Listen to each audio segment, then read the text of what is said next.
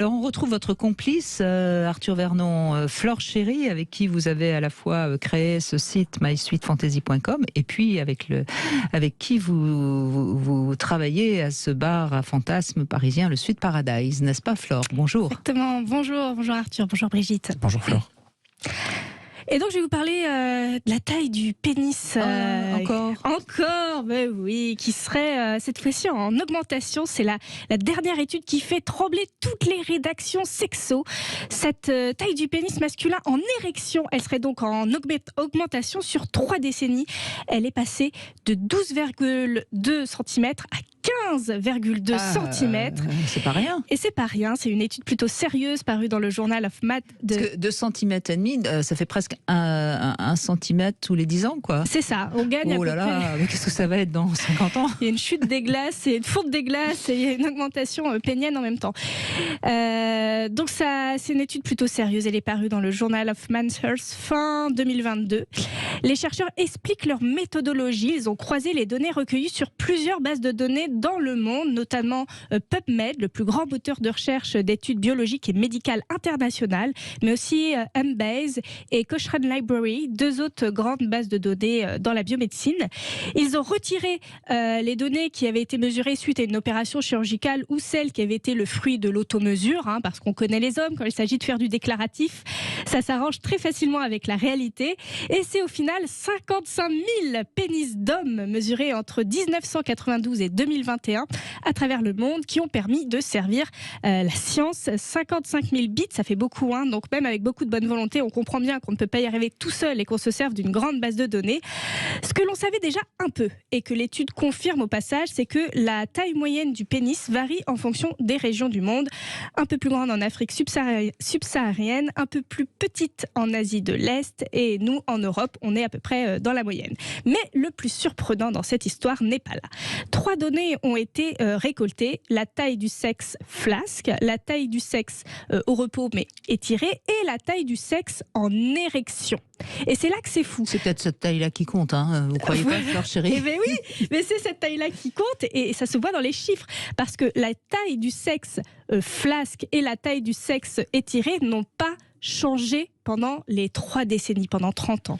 Ce n'est que la taille du pénis en érection qui a pris 24%.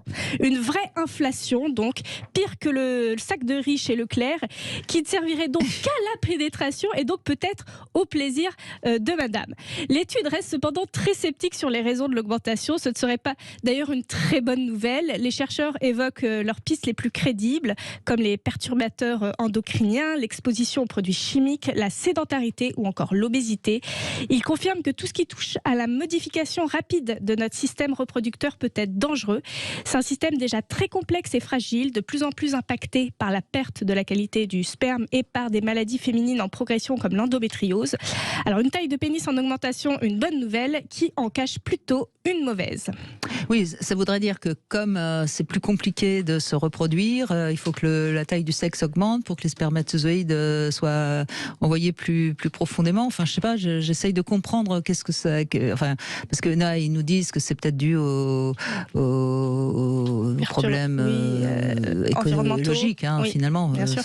En même temps, on a cette autre étude qui indique que la qualité du sperme a énormément décru sur les 50 dernières années. Alors, est-ce que l'un est là pour compenser l'autre, effectivement ? Mais peut-être qu'on peut y voir, moi j'aime bien toujours voir quelque chose de plus philosophique, symbolique. Peut-être qu'on peut tout juste comprendre que comme on est un peu surpeuplé sur la planète, forcément c'est plus compliqué de mettre au monde des enfants, parce qu'on le sait, quand on met des rats nombreux dans une cage, ils se reproduisent moins. Donc pourquoi pas pourquoi on échapperait à cette règle?